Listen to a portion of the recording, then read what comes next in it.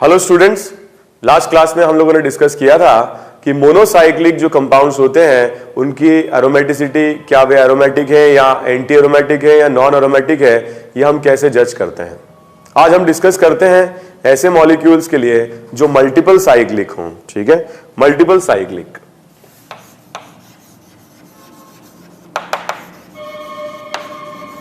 Multiple cyclic compounds. तो अगर compounds में एक से ज्यादा रिंग्स हैं, एक से ज्यादा साइक्लिक रिंग्स हैं, तो कैसे हम डिसाइड करेंगे। फॉर एग्जांपल ये नैप्थलीन का स्ट्रक्चर है, तो जो आउटर पेरीमीटर है, जैसे मान लीजिए इसमें दो साइक्लिक रिंग्स हमें दिखाई दे रही हैं, तो जो आउटर पेरीमीटर है उसको हम चेक कर लेंगे। इस मॉलिक्यूल का जो आउटर पेरीमीटर है वो ये होगा, और इसमें 1 2 3 4 और 5 10 पाई इलेक्ट्रॉन्स होंगे, और 10 पाई इलेक्ट्रॉन के साथ nature of the compound will be aromatic. Okay, for example अगर हम बात करते हैं एजिलीन की, तो एजिलीन के स्ट्रक्चर में अगर हम देखें, जो आउटर पेरीमीटर है, आउटर पेरीमीटर इज दिस।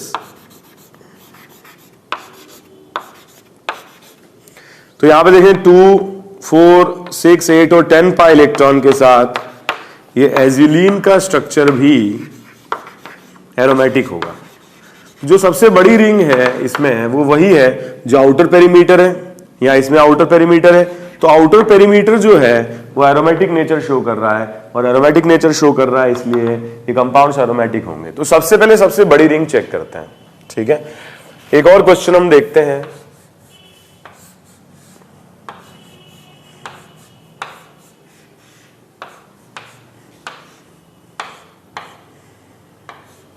तो इस क्वेश्चन में देखें 2 4 6 8 10 एंड 12 पाई इलेक्ट्रॉन है, और 12 पाई इलेक्ट्रॉन के साथ ये एंटी एरोमेटिक होगा। अब आप लोग बोलेंगे कि 7 से ज्यादा एटम्स है इसमें, वो तो बात सही है, लेकिन हर एक साइक्लिक रिंग में 6 ही है। इसमें भी 6 है, इसमें भी 6 है, इसमें भी 6 है। तो एक मोनोसाइक्लिक अगर है जिसमें 7 या उससे ज्यादा एटम्स हैं, तो अगर वो एंटी एरोमेटिक है तो नॉन प्लेनर जाएगा, अगर एरोमेटिक है तो नॉन प्लेनर नहीं जाएगा। ठीक है, तो इसमें अगर हम देखें आउटर पेरीमीटर 12 पाई इलेक्ट्रॉन के साथ ये एंटी एरोमेटिक होगा। एक और क्वेश्चन देखते हैं।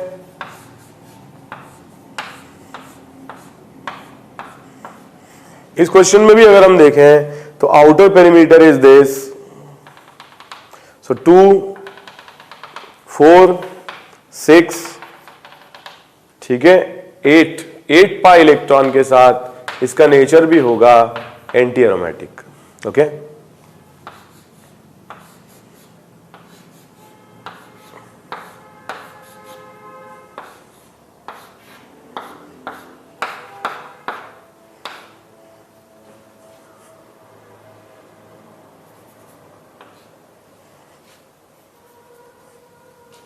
Okay, so 2 4 6 8 10 12 and 14 pi electron. तो यहां अगर अपन देखें 2 4 6 8 10 12 एंड 14 पाई इलेक्ट्रॉन के साथ, ठीक है, अगर मान लो बीच में पाई बॉन्ड है भी, तो इस पाई बॉन्ड का कोई लेना देना नहीं एरोमेटिक सिस्टम से। जो आउटर पेरीमीटर है वो इस मॉलिक्यूल में ये है, और outer perimeter 2 4 6 8 10 12 and 14 pi electron के साथ the nature of the compound will be aromatic. Okay, जैसे अगर मान लीजिए कि जो आउटर पेरीमीटर है उससे हम एरोमेटिक या एंटी एरोमेटिक नेचर नहीं डिसाइड कर पाए, अगर ऐसा आ जाए, जैसे मान लो इस क्वेश्चन की अगर हम बात करें, तो आउटर पेरीमीटर में ये दोनों sp3 कार्बन एटम्स हो गए नॉन कॉन्जुगेटेड, और नॉन कॉन्जुगेटेड होने के कारण ये नॉन एरोमेटिक हो गया आउटर पेरीमीटर। तो हम उससे छोटी वाली रिंग कंसीडर करते हैं। छोटी वाली जो रिंग है वो साइक्लिक रिंग 6 पाई इलेक्ट्रॉन के साथ एरोमेटिक है, और इस कंपाउंड का नेचर भी एरोमेटिक ही हो जाएगा। ठीक है, इफ वी टॉक अबाउट दूसरा स्ट्रक्चर जिसके अंदर बेंजीन रिंग की बात ही नहीं हो, इस तरह से दिया जाए, सो outer perimeter is non aromatic, उससे छोटी ring is also non aromatic, और हम सबसे छोटी रिंग की अगर बात करें तो ये क्या है, सबसे छोटी रिंग 4 पाई इलेक्ट्रॉन के साथ एंटी एरोमेटिक है और कंपाउंड का नेचर भी एंटी एरोमेटिक हो जाएगा। तो सबसे पहले आउटर पेरीमीटर मतलब सबसे बड़ी रिंग देखते हैं, अगर वो नॉन एरोमेटिक है तो छोटी रिंग देखते हैं, अगर वो भी नॉन एरोमेटिक है तो उससे छोटी रिंग देखते हैं, तब तक जब तक कि हम एरोमेटिक या एंटी एरोमेटिक डिसीजन तक ना पहुंच जाए। ठीक है, तो ऐसे क्वेश्चंस में मल्टीपल साइक्लिक सिस्टम में इस तरीके से एरोमेटिक या एंटी एरोमेटिक नेचर जज किया जा सकता है। एक और क्वेश्चन हम देखते हैं,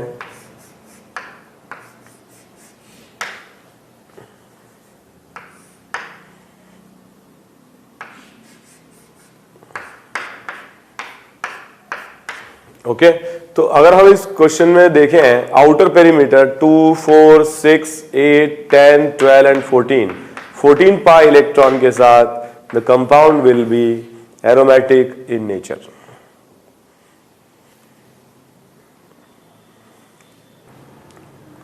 अगर मान लीजिए कुछ क्वेश्चंस में इस तरीके से प्लेस किया जाए, जो डबल बॉन्ड है उसकी लोकेशन रिंग से बाहर आ जाए, ऐसे क्वेश्चंस में जब हमें डिसाइड करना होता है कि इसका नेचर क्या है, तो मोर इलेक्ट्रोनेगेटिव की तरफ हम इलेक्ट्रॉन शिफ्टिंग करा देते हैं और इससे क्या होगा, जो रिंग है वो कुछ इस तरीके से बन जाएगी, O negative and plus charge. तो सिर्फ हम रिंग को कंसीडर करेंगे एरोमेटिक नेचर के लिए, और रिंग में अगर हम देखें total number of electrons 4 pi electrons रहेंगे and nature of the compound will be anti aromatic. ठीक है, ये क्वेश्चन आईआईटी में आया हुआ है, इस तरह से पूछा था, which of the following compounds are not stable at room temperature, और स्टेबल कौन नहीं होगा रूम टेम्परेचर पर, जिसका नेचर एंटी एरोमेटिक होगा। इसी तरीके का एक क्वेश्चन और लेते हैं,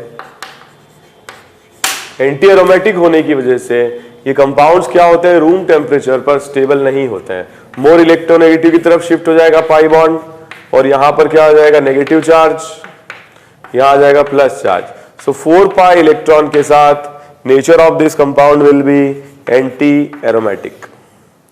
Okay, if we talk about a 7-member ring,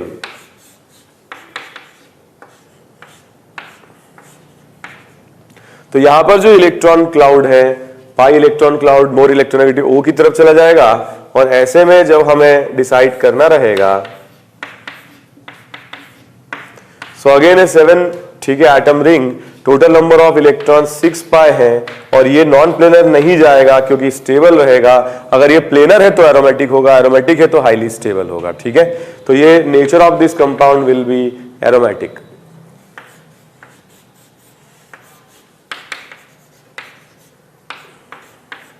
we talk about this compound, यहां पर मोर इलेक्ट्रोनेगेटिव नाइट्रोजन की तरफ इलेक्ट्रॉन का माइग्रेशन होगा,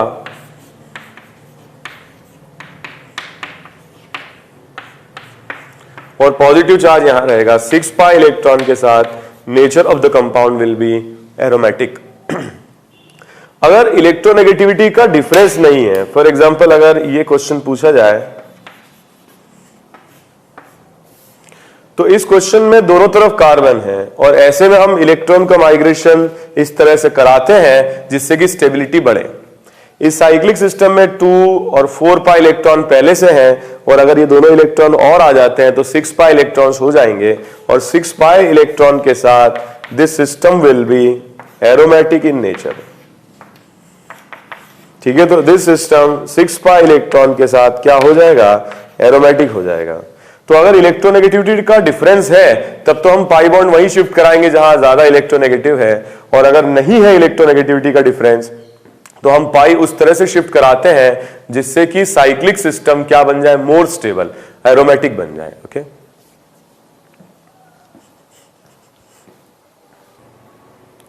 कुछ और क्वेश्चन से हम लोग डिस्कस करते हैं।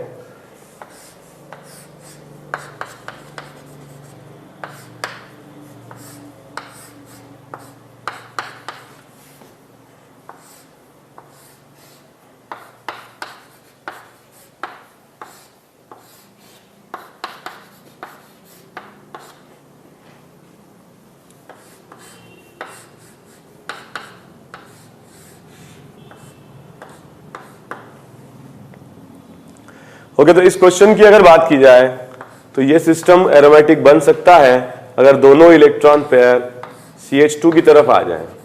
तो जो साइक्लिक रिंग होगी इसका नेचर होगा 2 पाई इलेक्ट्रॉन के साथ एरोमेटिक, ओवरऑल कंपाउंड एरोमेटिक होगा। ओके अगर हम इसकी बात करें तो इलेक्ट्रॉन क्लाउड O की तरफ शिफ्ट होगा और O की तरफ शिफ्ट होने से इस पर प्लस इस पर माइनस आएगा 2 पाई इलेक्ट्रॉन के साथ। ये सिस्टम भी एरोमेटिक होगा। ओके अगर हम इसकी बात करें रेजोनेटिंग स्ट्रक्चर बनाए या ना बनाए, डायरेक्टली देख करके बता सकते हैं। ये दोनों कार्बन आइटम्स sp3 हैं और नॉन कॉन्जुगेटेड होने के कारण nature of the compound will be non aromatic. अगर इस क्वेश्चन में देखें पाई इलेक्ट्रॉन N की तरफ शिफ्ट होगा और N की तरफ शिफ्ट होगा तो हम ऐसे बना सकते हैं पॉजिटिव चार्ज 2 पाई इलेक्ट्रॉन के साथ the nature of the compound will be aromatic. एक बहुत इंपॉर्टेंट बात है, जैसे हम इस मॉलिक्यूल की अगर बात कर रहे हैं, इस मॉलिक्यूल में अगर दोनों पाई इलेक्ट्रॉन यहां आ जाएं तो यहां आ जाएंगे तो लेफ्ट वाली जो रिंग होगी उसमें लोन पेयर आ जाएगा और राइट वाली रिंग में वेकेंट ऑर्बिटल आ जाएगा। This will make both the cyclic rings aromatic. और ऐसा होने पर जो ये ए रेजोनेटिंग स्ट्रक्चर है जब ये बी में कन्वर्ट होगा तो ये डबल बॉन्ड से कन्वर्ट हो जाएगा सिंगल बॉन्ड में। या हम ये बोल सकते हैं कि जो अल्फा कार्बन कार्बन बॉन्ड है इसमें हाई अमाउंट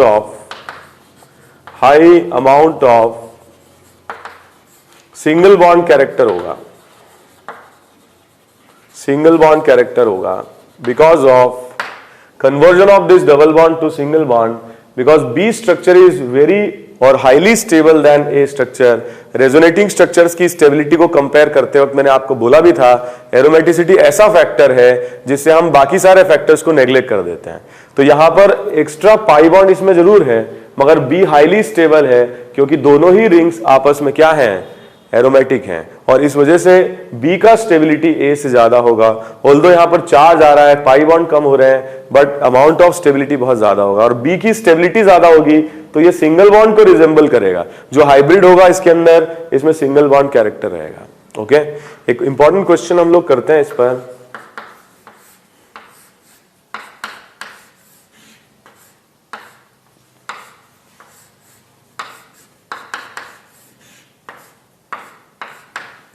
तो इसमें अल्फा और बीटा में अगर हमें कंपेयर करना हो बॉन्ड लेंथ तो इसके लिए जब हम आर एस बनाएंगे तो इस तरीके से आएगा, एक रिंग एंटी एरोमेटिक हो जाएगी और एक एरोमेटिक हो जाएगी। तो अगर हम इसमें ए या बी इसको मान रहा हूं, इसका रेजोनेटिंग स्ट्रक्चर हम बनाते हैं तो दोनों ही रिंग्स जैसा कि हमने अभी डिस्कस भी किया, दोनों ही रिंग्स एरोमेटिक हो जाएंगी सी एंड डी। तो ए और बी में से ज्यादा स्टेबल फॉर्म है ए क्योंकि इसमें पाई बॉन्ड ज्यादा है। यहां पर एक एरोमेटिक और एक एंटी एरोमेटिक बन रहा है तो what ever is the gain in stability वो लूज हो जाएगा बिकॉज ऑफ एंटी एरोमेटिक, जबकि सी और डी में से ज्यादा स्टेबल डी है। ओके क्योंकि दोनों ही रिंग्स एरोमेटिक हैं। तो अगर बॉन्ड ऑर्डर की बात की जाए तो बॉन्ड ऑर्डर अल्फा का ज्यादा रहेगा बीटा से क्योंकि उसमें डबल बॉन्ड कैरेक्टर डोमिनेट करेगा। लेकिन अगर बॉन्ड लेंथ की बात की जाए तो बॉन्ड लेंथ बीटा की ज्यादा होगी अल्फा से because bond length is inversely proportional to bond order. ठीक है तो इस तरह के क्वेश्चन आ सकते हैं। ऐसा भी बोल सकते हैं rotational barrier, rotational barrier. So rotational barrier का मतलब होता है the amount of energy required to rotate the bond. तो जो डबल बॉन्ड है उसके लिए ज्यादा एनर्जी रिक्वायर्ड होगी, बॉन्ड ऑर्डर ज्यादा होगा तो amount of energy required to rotate the bond will be higher. और सिंगल बॉन्ड कैरेक्टर रहेगा जैसे इसमें तो amount of energy required to rotate the bond will be less. या हम ये बोल सकते हैं कि अल्फा का रोटेशनल एनर्जी बैरियर बीटा से ज्यादा होगा, जिसका बॉन्ड ऑर्डर ज्यादा होगा उसका रोटेशनल एनर्जी बैरियर भी ज्यादा होगा। Let's talk about annulenes. Annulenes are cyclic conjugated hydrocarbons. Okay? तो जैसे फॉर एग्जांपल ये 4 मेंबर साइक्लिक रिंग, ये conjugated double bond, single bond, double bond, ठीक है, हाइड्रोकार्बन भी है। क्या ये एनुलिन है? यहां पर कॉन्जुगेशन नहीं है। 3 मेंबर रिंग कभी भी एनुलिन नहीं बना सकती है। Annulene is defined as cyclic conjugated hydrocarbons. Okay और इनको हम नाम ऐसे लिखते हैं जैसे 4 एटम्स हैं टोटल तो इसको नाम लिखेंगे annulene 4। Okay 4 will represent the number of carbon atoms. ठीक है तो this is not annulene. Benzene को भी एनुलिन कहा जाता है। और हम इसमें ऐसे भी लिख सकते हैं एनुलिन 6। तो हम इसके नेचर की बात करें 4 पाई इलेक्ट्रॉन के साथ, the nature of annulene 4 will be anti aromatic, and 6 pi electron के साथ आप लोग सब जानते हैं benzene is aromatic. If we talk about next annulene, तो इवन नंबर में ही एनुलिन बन पाएंगे, क्योंकि ऑड नंबर में एक कार्बन ऐसा आ ही जाएगा जिसमें sp3 हाइब्रिडाइजेशन होगा अगर वो मॉलिक्यूल है तो, और अगर आयन है तो हम उसे एनुलिन डिफाइन नहीं करते हैं। तो इसको हम बोल सकते हैं एनुलिन 8। एनुलिन 8 का जो स्ट्रक्चर है, it was expected to be anti aromatic because of 2, 4, 6 and 8 pi electron. ठीक है, 8 पाई इलेक्ट्रॉन के साथ एक्सपेक्टेड था anti aromatic, but actually exceptionally the compound is non aromatic. जैसे कि हम पहले भी डिस्कस कर चुके हैं, 8 की रिंग है मोनोसाइक्लिक है, और मोनोसाइक्लिक रिंग 7 या उससे ज्यादा की आउट ऑफ प्लेन चला जाता है in order to gain more stability. So ये आउट ऑफ प्लेन चला जाएगा, और 8 पाई इलेक्ट्रॉन के साथ इसका नेचर क्या हो जाएगा, non aromatic. Okay, so annulene 8 is non aromatic. इसके बाद हम देखते हैं एनुलिन 10। एनुलिन 10 की अगर बात करें तो ये भी एक्सपेक्टेड है, this is annulene 10। So it is also expected to be what aromatic with how many pi electrons, 10 pi electron, so 2, 4, 6, 8 and 10 pi electron, but actually it is also non aromatic, actually it is non aromatic। क्यों है ऐसा, क्योंकि यहां पर क्या होता है, दो हाइड्रोजन एटम्स ये इतने क्लोज होते हैं कि आपस में बहुत ज्यादा रिपल्शन करते हैं, और इस रिपल्शन की वजह से ये बॉन्ड तो आउट ऑफ प्लेन चला जाता है और ये बॉन्ड इन द प्लेन चला जाता है। तो एक H क्या होगा, उसके साथ अबाउ द प्लेन आ जाएगा, और एक H इन द प्लेन चला जाएगा, जिससे कि डिस्टेंस बढ़ जाएगा दोनों हाइड्रोजन के बीच में और रिपल्शन कम हो जाएगा। This will make annulene 10 non planar, और नॉन प्लेनर अगर कुछ भी रहेगा तो वो कभी भी एरोमेटिक या एंटी एरोमेटिक नहीं हो सकता है। नॉन प्लेनर हमेशा नॉन एरोमेटिक ही रहेगा। कुछ इस टाइप के क्वेश्चन इस पर पूछे जाते हैं।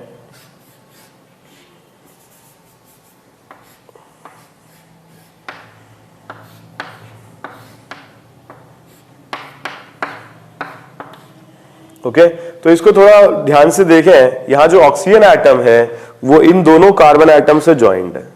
एक्चुअली जो स्ट्रक्चर है इसका वो कुछ ऐसा है।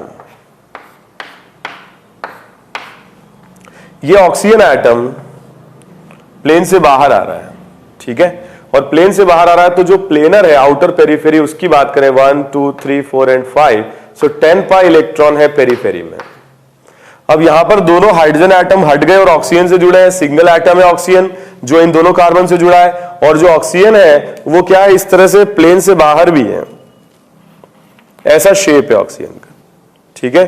सो ये इस तरीके से प्लेन से बाहर है। ओके, तो जो आउटर पेरिफेरी है उसमें 10 पाई इलेक्ट्रॉन है, और जो नेचर है इसका दैट इज एरोमेटिक। ओके, तो जो एनुलिन 10 में रिपल्शन था हाइड्रोजन हाइड्रोजन वो यहां पर नहीं है, और इसलिए आउटर पेरिफेरी प्लेनर रहेगा, और प्लेनर रहेगा तो 10 पाई इलेक्ट्रॉन के साथ नेचर रहेगा इसका aromatic.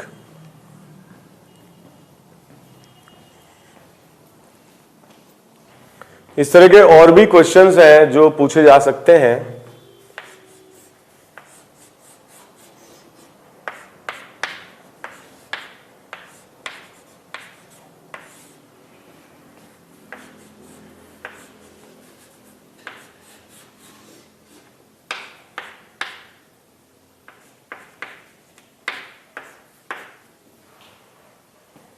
Okay, so if we talk about these two molecules, जैसे कि हमने ऑक्सीजन लगाया था, यहां नाइट्रोजन लगा दिया, यहां कार्बन लगा दिया, तो ये नाइट्रोजन इस पूरे मॉलिक्यूल के प्लेन से बाहर रहेगा, अबाउ द प्लेन होगा।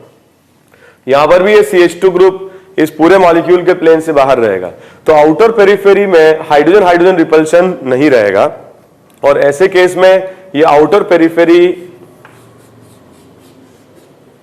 प्लेनर रहेगा। तो यहां पर हाइड्रोजन अवेलेबल ही नहीं है, यहां पर भी नहीं है, और इनकी जगह पर क्या अवेलेबल है, नाइट्रोजन, ठीक है, और एक ही एटम है जो दोनों कार्बन से एसोसिएटेड है, तो there will be no repulsion, और रिपल्शन नहीं होगा तो ये प्लेनर रहेगा, और प्लेनर रहने के कारण it will be with 10 pi electron aromatic. Similarly, it is also with 10 pi electron, it will remain aromatic. Okay? अगर एक इस तरीके से क्वेश्चन दिया जाए,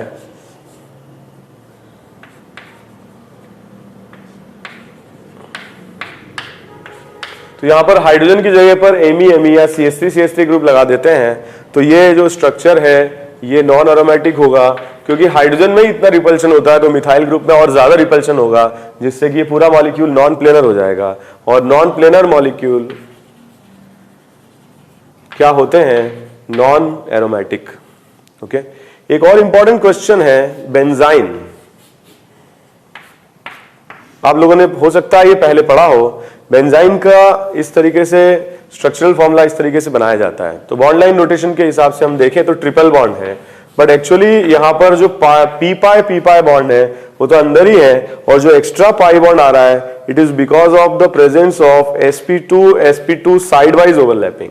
तो हाइब्रिड ऑर्बिटल्स ओवरलैप करते हैं, लेकिन जो p ऑर्बिटल्स है वो इंटरनल है. तो जो p ऑर्बिटल्स होंगे वो एरोमेटिसिटी को डिसाइड करेंगे, और इसका बेंजाइन का जो नेचर होगा with 6 pi electron, the nature of benzene will be aromatic. ठीक है, so it is an intermediate, although this is highly unstable, but जो cyclic ring है that is aromatic in nature. Okay.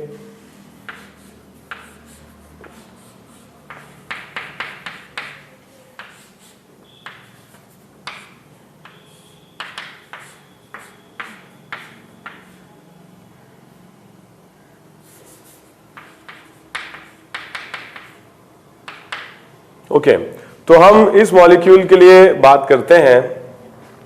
सो 2 4 6, देखिए यहां पे डबल बॉन्ड, सिंगल बॉन्ड, फिर triple bond, फिर single bond, double bond, conjugated system है. कितने total carbon atom, 1 2 3 4 5 6 7 8 9 10 11 and 12. But हम इसे एनुलिन नहीं कह सकते क्योंकि इसमें ट्रिपल बॉन्ड आ रहा है. दूसरी बात, total number of pi electron 1 2 3 4 5, और पाई में से जो ट्रिपल बॉन्ड है उसमें से एक ही पाई बॉन्ड होगा जिसको हम काउंट करेंगे, क्योंकि वो पाई बॉन्ड बाकी सारे पाई बॉन्ड के पैरेलल होंगे, और जो दूसरा पाई बॉन्ड होगा वो परपेंडिकुलर होगा. ठीक है, तो अगर ट्रिपल बॉन्ड है तो हम एक पाई बॉन्ड काउंट करते हैं, और एक पाई बॉन्ड से 1 2 3 4 5 एंड 6 12 पाई इलेक्ट्रॉन के साथ the nature of this compound should have been anti aromatic अगर प्लेनर है, लेकिन क्योंकि ये 7 से ज्यादा है तो क्या होगा, ये नॉन प्लेनर हो जाएगा. एक्चुअली इसका जो नेचर होगा वो आ जाएगा नॉन एरोमेटिक. ठीक है, it was expected to be anti aromatic, but out of plane जाने की वजह से the nature will become non aromatic. Okay, तो इस तरीके के क्वेश्चंस और ज्यादा पूछे जा सकते हैं. आपको सबसे इंपॉर्टेंट बात है, क्वेश्चन डायरेक्टली मिल सकता है कि कंपाउंड का नेचर एरोमेटिक है, नॉन एरोमेटिक है, एंटी एरोमेटिक है. स्टेबिलिटी से क्वेश्चन आ सकते हैं. सिमिलर टाइप के कंपाउंड्स में एरोमेटिक सबसे ज्यादा स्टेबल, फिर नॉन एरोमेटिक, फिर एंटी एरोमेटिक, और फिर इस तरह के भी क्वेश्चन आ सकते हैं जैसे कि एडवांस में आया हुआ है कि रूम टेम्परेचर पर या नॉर्मल कंडीशन में कौन से कंपाउंड स्टेबल रहेंगे. तो कौन से कंपाउंड स्टेबल रहेंगे, जो एरोमेटिक होंगे और जो नॉन एरोमेटिक होंगे. नॉन एरोमेटिक नॉर्मल होते हैं और एरोमेटिक एक्स्ट्रा स्टेबल होते हैं, लेकिन एंटी एरोमेटिक रूम टेम्परेचर पर स्टेबल नहीं रहेंगे, ये हाईली अनस्टेबल रहेंगे. They will have unpaired electron, और ऐसे अनपेयर्ड इलेक्ट्रॉन बॉन्डिंग करने की कोशिश करेंगे दूसरे मॉलिक्यूल के साथ में. ओके, तो ऐसे क्वेश्चन में जिसमें कि रूम टेम्परेचर पे कौन सा मॉलिक्यूल स्टेबल है, तो you have to choose aromatic and non aromatic. Okay, अभी हमने देखा कि हम पहचानेंगे कैसे. अब हम इसका एप्लीकेशन देखते हैं रिएक्शंस में, किस तरीके से एरोमेटिक, एंटी एरोमेटिक और नॉन एरोमेटिक का यूज होता है.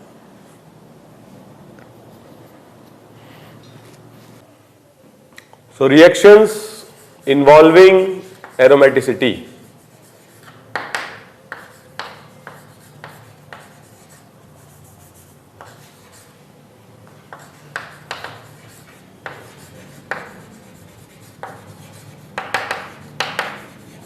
Reactions involving aromaticity. सबसे पहले इसके लिए हम डिस्कस करेंगे हाइड्रोजनेशन. हाइड्रोजनेशन का मतलब है in the presence of hydrogen and metals जो पाई बॉन्ड्स होते हैं ये रिड्यूस हो जाते हैं अल्केन में। ठीक है, इस प्रोसेस को हम कहते हैं हाइड्रोजनेशन। तो पाई बॉन्ड टूट जाता है, HH के बीच सिग्मा बॉन्ड टूट जाता है और दो नए सिग्मा बॉन्ड बनते हैं CH के बीच में। अब अगर एरोमेटिसिटी इन्वॉल्व है तो we will try to increase the stability. ऐसे में हम एरोमेटिक रिंग्स बढ़ाने की कोशिश करते हैं और एंटी एरोमेटिक रिंग्स कम करने की कोशिश करते हैं। एक क्वेश्चन अगर हम देखें,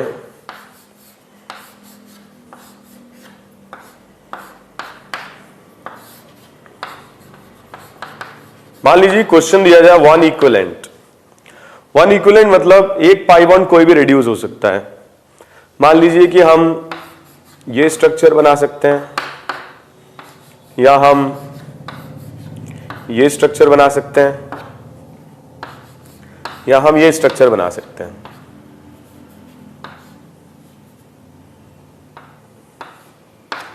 ठीक है, तो इन तीनों में अगर हम देखें तो इसमें एक एरोमेटिक रिंग है, इसमें 0 है और इसमें भी 0 है।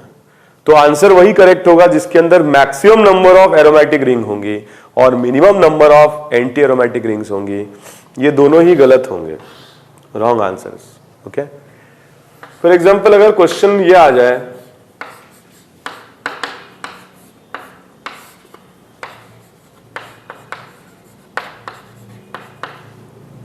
तो रिडक्शन हम बेंजीन का नहीं कराएंगे, एरोमेटिक सिस्टम को इंटैक्ट रखेंगे, हाईली स्टेबल है। जो यहां पर अनस्टेबल पार्ट है पाई, वही जो बाहर जो पाई बॉन्ड है इसको हम रिड्यूस कराएंगे in order to maintain the aromaticity of the system. Product में ज्यादा से ज्यादा एरोमेटिक रिंग्स होना चाहिए। एक ये क्वेश्चन है काफी पहले, ठीक है, ये IIT में आ चुका है।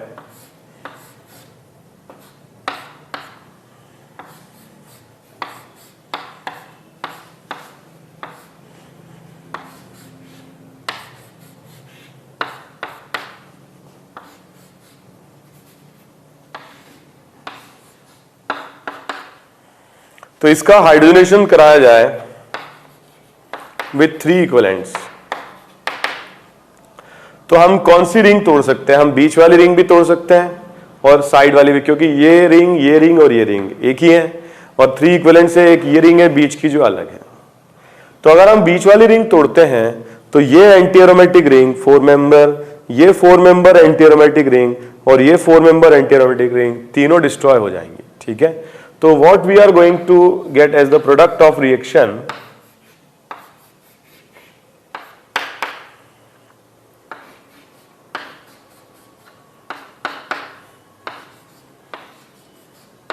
is this। तो यहां पर अगर अपन देखें बीच वाली जो रिंग है उसके जाने से 3 एंटी एरोमेटिक रिंग्स चली जाती हैं और इसमें 3 एरोमेटिक रिंग्स होंगी और 0 एंटी एरोमेटिक रिंग्स होंगी। ठीक है, अगर हम मान लीजिए साइड वाला कोई बॉन्ड तोड़ते हैं तो क्या होगा, इसमें ये 2 एंटी एरोमेटिक रिंग्स रिटेन रहेंगी और 3 एरोमेटिक रिंग्स रहेंगे। तो इन दोनों ही प्रोडक्ट्स में 3 एरोमेटिक रिंग्स हैं और इसमें 2 एंटी एरोमेटिक है, इसमें 0 एंटी एरोमेटिक है। तो best answer for this question will be this, maximum number of aromatic होनी चाहिए at the same time, minimum number of anti aromatic rings होना चाहिए।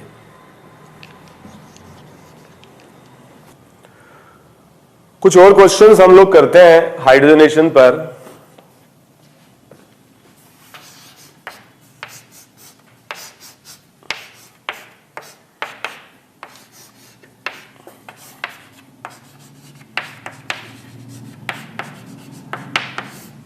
तो इसमें हमारे पास चॉइस है ये पाई बॉन्ड और ये पाई बॉन्ड, ये तो हम डिस्टर्ब करेंगे नहीं because of anti aromatic nature.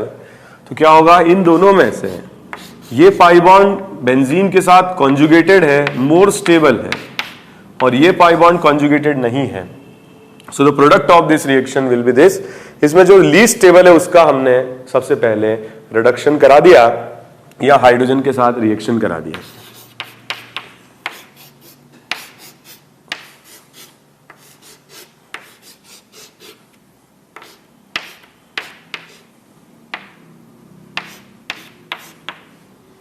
Okay, अगर हम हाइड्रोजनेशन कराते हैं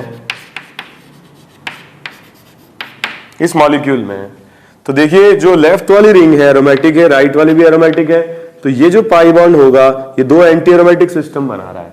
तो जब हम रिडक्शन कराएंगे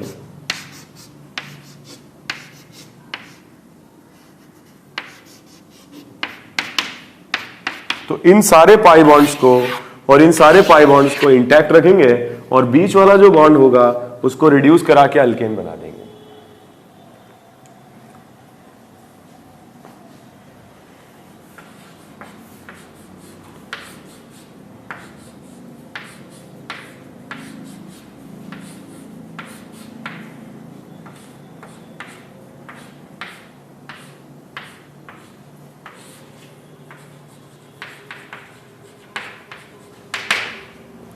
इस क्वेश्चन में अगर देखा जाए तो जो यहां पर बाहर का जो रिंग है outer perimeter 2, 4, 6, 8, 10, 12 and 14 pi electron वो एरोमेटिक सिस्टम बना रहा है। बड़ी रिंग है जो एरोमेटिक बना रही है।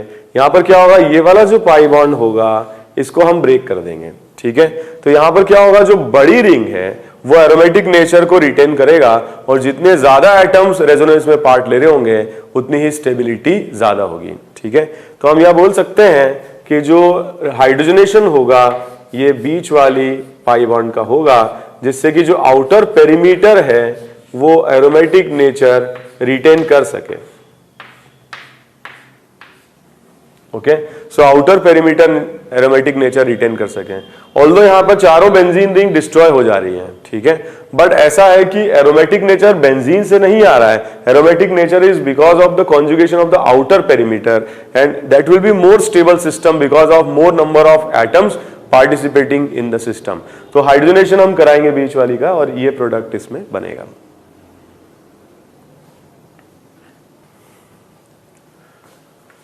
सेकेंड टाइप ऑफ क्वेश्चन जो एरोमेटिसिटी से रिलेटेड पूछे जाते हैं वो मेटल्स से रिलेटेड क्वेश्चन पूछे जाते हैं। मोर और लेस सोडियम, पोटेशियम, लिथियम, ठीक है, ये मेटल्स काम में लिए जाते हैं। अगर हम बात करें इसमें,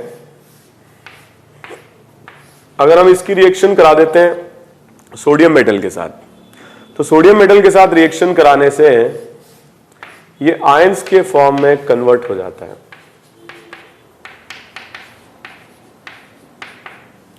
तो एक्चुअली सोडियम जो है ये इलेक्ट्रोपॉजिटिव है और ये इलेक्ट्रॉन डोनेट करके बना लेता है Na+ और इलेक्ट्रॉन। इन इलेक्ट्रॉन्स की प्रेजेंस में ये पाई बॉन्ड ब्रेक हो जाता है। अगर पाई बॉन्ड ब्रेक हो जाएगा तो एक एक इलेक्ट्रॉन दोनों पर आ जाएगा और ये दो इलेक्ट्रॉन्स एक एक इलेक्ट्रॉन और गेन करके कार्बन में आ जाएंगे। टोटल 6 पाई इलेक्ट्रॉन इस साइक्लिक रिंग में आ जाएंगे। तो पहले 4 पाई इलेक्ट्रॉन थे और दो और इलेक्ट्रॉन गेन करके कितने हो जाएंगे, 6 पाई इलेक्ट्रॉन। तो ये सिस्टम एंटी एरोमेटिक से किस डायरेक्शन में चला जाएगा, एरोमेटिक। हर वो सिस्टम जो एरोमेटिक की डायरेक्शन में जा रहा है, एरोमेटिक, एंटी एरोमेटिक से एरोमेटिक या नॉन एरोमेटिक से एरोमेटिक, दोनों ही प्रोसेस क्या होंगी, स्पॉन्टेनियस होंगी। या ऐसा कोई सिस्टम हो जो नॉन एरोमेटिक से जो एंटी एरोमेटिक से नॉन एरोमेटिक में आ रहा है, वो प्रोसेस भी स्पॉन्टेनियस होंगी, ठीक है। तो हर वो प्रोसेस जिससे स्टेबिलिटी बढ़ती है स्पॉन्टेनियस होंगी। फॉर एग्जाम्पल अगर अपन बात करें बेंजीन के साथ, अगर हम ये रिएक्शन कराते हैं तो क्या ये रिएक्शन पॉसिबल होगी? अगर सोडियम के साथ रिएक्शन कराते हैं लिथियम या पोटेशियम के साथ, तो यहां डायनाइन क्या बन पाएगा? इट इज नॉट पॉसिबल, क्योंकि ये सिस्टम एरोमेटिक है और ये सिस्टम क्या है, एंटी एरोमेटिक है। तो इस रिएक्शन का होना पॉसिबल नहीं है, ठीक है। कई बार ऐसे क्वेश्चन भी आ जाते हैं, तो यहां पर दे दिया जाए आपको आयन Fe3+, ओके। तो Fe3+ से क्या होगा, ये एरोमेटिक सिस्टम से इलेक्ट्रॉन निकाल लेगा और ये पॉजिटिव में कन्वर्ट हो जाएगा और ये गेन करके इलेक्ट्रॉन Fe2+ में चला जाएगा। तो दो electron aromatic anti aromatic system ने लूज किए, तो 4 पाई इलेक्ट्रॉन से किसमें कन्वर्ट हो गया, 2 पाई इलेक्ट्रॉन में, और ये इलेक्ट्रॉन गेन करके Fe3+ से Fe2+ हो गया, ठीक है। तो अगर मान लीजिए कोई एंटी एरोमेटिक सिस्टम है तो या तो दो इलेक्ट्रॉन गेन करके एरोमेटिक बन सकता है या दो इलेक्ट्रॉन लूज करके भी एरोमेटिक सिस्टम में कन्वर्ट हो सकता है। एक और क्वेश्चन अगर इसमें देखें, तो ये जो सिस्टम है इसमें, ठीक है, हम पहले भी डिस्कस कर चुके हैं, इसका एक और RS जब हम बनाएंगे तो RS में पाई की लोकेशन हम चेंज करके ऐसा भी बना सकते हैं। तो टोटल 8 पाई इलेक्ट्रॉन है। In the presence of lithium और sodium it will gain 2 electron, okay, it will gain 2 electrons and it will convert into dianion which will be aromatic in nature. So it is anti-aromatic and the compound which is formed is aromatic, highly stable.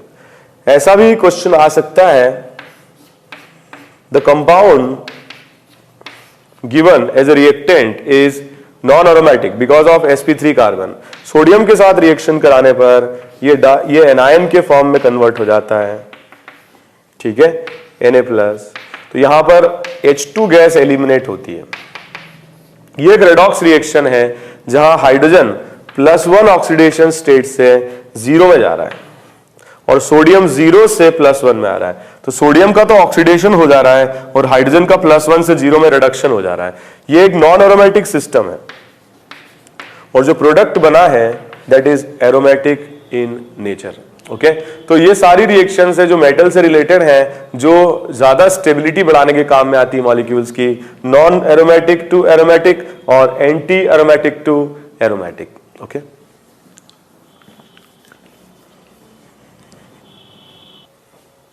Next type की कुछ और reactions है जिसमें aromaticity involve है, that is related to Lewis acid base reaction. Lewis acid base reaction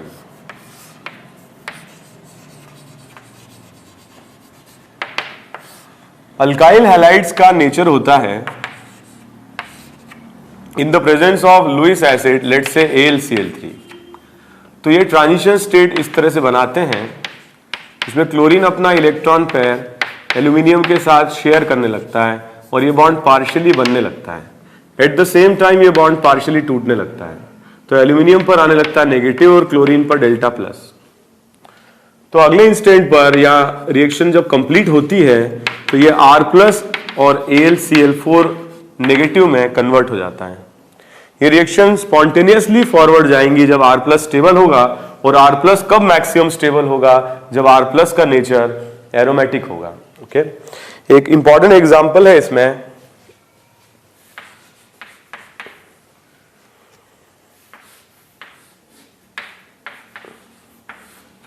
so in the presence of SbCl5, okay, क्या होगा, Cl- यहां से लिविंग ग्रुप की तरह चला जाएगा और ये क्या जनरेट कर लेगा, SbCl6 नेगेटिव।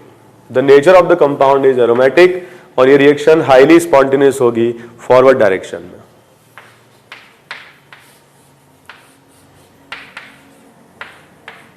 तो इसकी रिएक्शन की बात करें, कई बार ऐसे भी दे देते हैं AgNO3। तो AgNO3 Ag+ और यहां से अगर Cl- निकलता है तो ये बहुत लो सॉलिबिलिटी वाले सॉल्ट होते हैं और बनते ही प्रेसिपिटेट हो जाते हैं, जिससे कि इक्विलिब्रियम फॉरवर्ड डायरेक्शन में ड्रैग होता है। बट इस रिएक्शन की फॉरवर्ड जाने की बिल्कुल टेंडेंसी नहीं होगी, क्योंकि यहां पर जो केटायन बन रहा है इसका नेचर है एंटी एरोमेटिक। तो नॉन एरोमेटिक से एंटी एरोमेटिक में जाने की बिल्कुल टेंडेंसी नहीं होगी।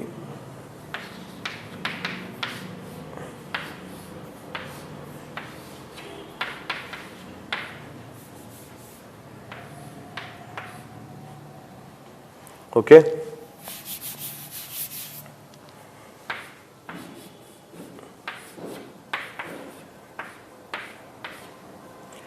इस रिएक्शन को अगर अपन कराते हैं, इस कंपाउंड की रिएक्शन कराते हैं AgNO3 के साथ, तो AgNO3 के साथ में Cl- यहां से लीविंग ग्रुप की तरह चला जाएगा, क्या बना लेगा, AgCl जो प्रेसिपिटेट कर जाएगा, और यहां पर जो केटायन बनेगा इस केटायन का जो नेचर होगा that will B with 6 pi electron, the nature will be aromatic.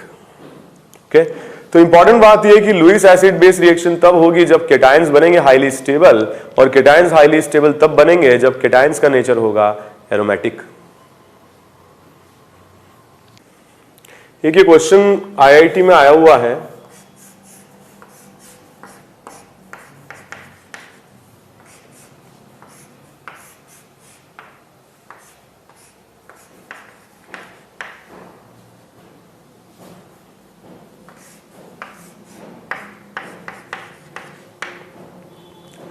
Okay, इनमें से कौन से कंपाउंड्स AgNO3 के साथ, इनमें से कौन सा कंपाउंड AgNO3 के साथ, ठीक है, प्रेसिपिटेट फॉर्म करेगा पेल येलो, ठीक है, विथ इजीएस्ट और फास्टेस्ट। इसमें अगर अपन देखें तो अगर यहां Br- निकलता है तो ये एंटी एरोमेटिक नेचर शो करेगा, ये नॉन एरोमेटिक नेचर शो करेगा और ये एरोमेटिक नेचर शो करेगा। तो इसका फॉर्मेशन सबसे फास्ट होगा और आंसर इसका करेक्ट ये है। बहुत सारी रिएक्शंस ऐसी होती हैं जो लास्ट पार्ट पर हम आते हैं, applications of aromaticity in reactions. बहुत सारी रिएक्शंस में कोई रिएक्टेंट होता ही नहीं है। जैसे मान लो साइक्लोब्यूटाडाइन, कोई रिएक्टेंट नहीं दिया जाए तो ये अनस्टेबल कंपाउंड है, 2 अनपेयर्ड इलेक्ट्रॉन इसमें प्रेजेंट है। ऐसे कंपाउंड्स को अगर आइसोलेट किया जाए तो they have a natural tendency to form bonding with each other. Actually ये अनपेयर्ड इलेक्ट्रॉन कंटेनिंग पार्टिकल्स ये आपस में बॉन्ड बना लेते हैं, ये अनपेयर्ड बॉन्ड बना लेते हैं, ये अनपेयर्ड बॉन्ड बना लेते हैं और इसका डाइमर बन जाता है। ओके, तो डायमेरिक फॉर्म में चले जाते हैं। सो एंटी एरोमेटिक कंपाउंड्स की नेचुरल टेंडेंसी है they form dimers and dimers are non aromatic. इसका नेचर क्या होगा? नॉन एरोमेटिक, और इसका नेचर क्या है? Anti aromatic. तो स्टेबिलिटी बढ़ती है और स्टेबिलिटी बढ़ने के कारण इस तरह की रिएक्शन स्पॉन्टेनियस होती हैं। ठीक है, तो नॉन एरोमेटिक से एंटी एरोमेटिक से किस में कन्वर्ट हो जाते हैं? Anti aromatic compounds non aromatic compounds में कन्वर्ट हो जाते हैं। For example if you talk about this,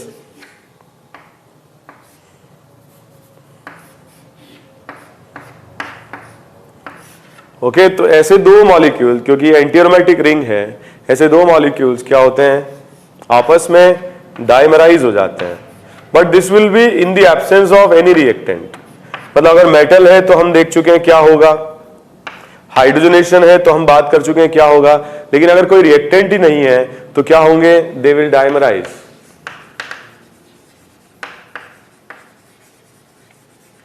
ठीक है, तो फिर मॉलिक्यूल्स का क्या हो जाएगा? डाइमराइजेशन हो जाएगा और एंटी एरोमेटिक नेचर कन्वर्ट हो जाएगा किसमें? नॉन एरोमेटिक में। And non aromatic compounds are more stable than anti aromatic compounds. तो कुछ क्वेश्चंस हम लोग करते हैं।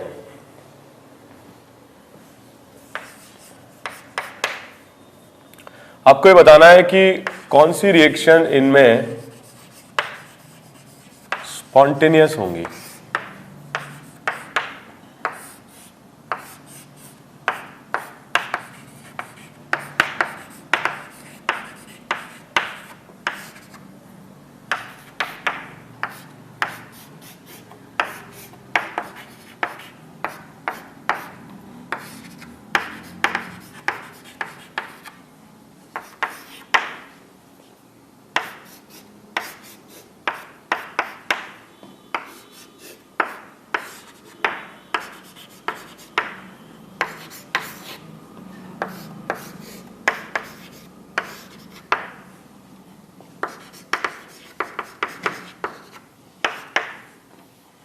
ओके,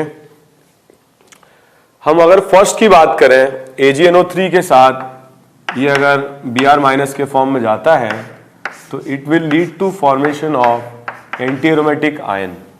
ठीक है, तो इस तरीके से प्लस AgBr।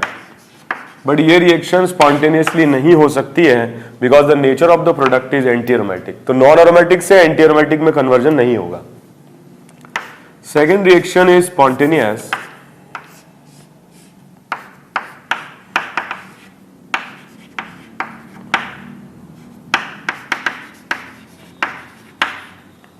ये नॉन एरोमेटिक से एरोमेटिक आयन में कन्वर्ट हो रहा है, ये स्पॉन्टेनियसली हो पाएंगी। ठीक है,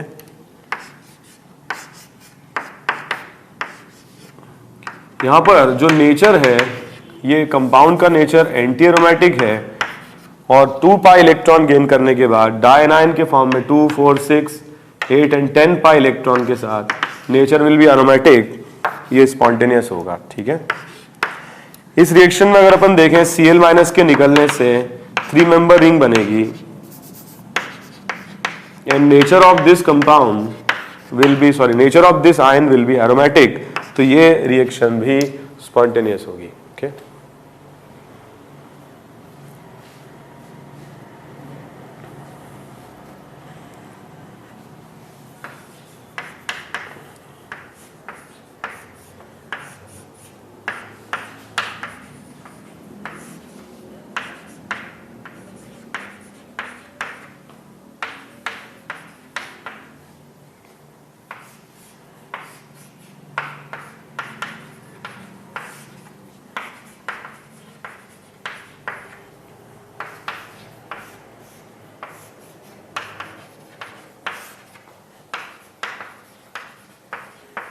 इन तीनों कंपाउंड्स में आपको रेट ऑफ रिएक्शन को कंपेयर करना है।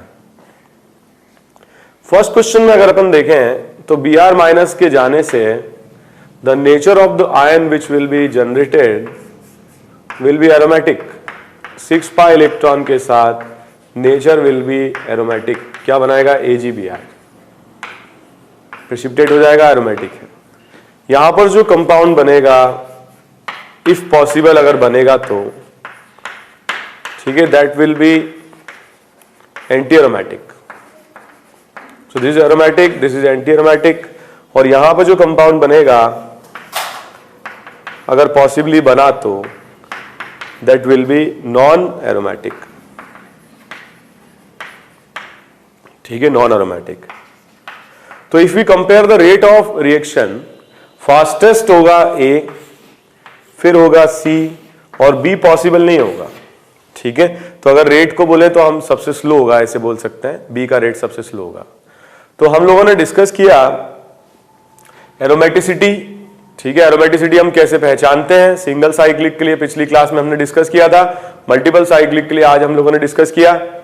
ठीक है, मल्टीपल साइक्लिक के साथ साथ हम लोगों ने डिस्कस किया बहुत सारे ऐसे फैक्टर्स हैं जो एरोमेटिसिटी को डिस्टर्ब कर सकते हैं, जैसे डबल साइक्लिक या बीच में डबल बॉन्ड आ जाना या रेजोनेटिंग स्ट्रक्चर का बन जाना। तो उसमें हम एरोमेटिसिटी कैसे बताते हैं मल्टीपल साइक्लिक में, ये हमने डिस्कस किया। फिर हमने लास्ट में डिस्कस किया एरोमेटिसिटी और एंटी एरोमेटिसिटी रिएक्शंस में किस तरीके से हेल्पफुल होती हैं। ठीक है, तो हम ये बता सकते हैं कौन सी रिएक्शन फॉरवर्ड जाएगी या स्पॉन्टेनियस होगी या नहीं जाएगी। ठीक है, on the basis of aromaticity and anti aromaticity. Overall हम अगर बात करें तो मॉलिक्यूल अपनी स्टेबिलिटी को मैक्सिमम कर सकता है जब वो एरोमेटिक हो, ठीक है, और मिनिमम होगा जब वो एंटी एरोमेटिक हो। बट हम सिमिलर सिस्टम की बात कर रहे हैं जिनमें मॉलिक्यूलर मास सेम है, पाई बॉन्ड सेम है, केवल उन्हीं सिस्टम्स में हम एरोमेटिसिटी, एंटी एरोमेटिसिटी या नॉन एरोमेटिसिटी को कैलकुलेट कर सकते हैं या कंपेयर कर सकते हैं। ओके, ऐसे मॉलिक्यूल जिनमें 4 कार्बन और ऐसा मॉलिक्यूल जिनमें 60 कार्बन हो, इसमें हम कंपैरिजन नहीं कर सकते हैं। ओके, तो हम लोगों ने डिस्कस किया स्पॉन्टेनिटी के बारे में। अब आने वाले लेक्चर्स में हम जो दूसरे इफेक्ट्स हैं वो डिस्कस करेंगे। आने वाले लेक्चर्स में हम लोग स्टेबिलिटी ऑफ इंटरमीडिएट्स को फोकस नहीं कर रहे हैं, this is another application of resonance. ठीक है, तो पहले मैं चाहता हूं we will discuss hyperconjugation and then we will apply the both the effects, resonance, hyperconjugation and also inductive effect. तीनों इफेक्ट्स को हम अप्लाई करेंगे on the stabilities of intermediate carbocation, free radical and carbanion. तो next class में we will start with hyper conjugation. Thank you very much.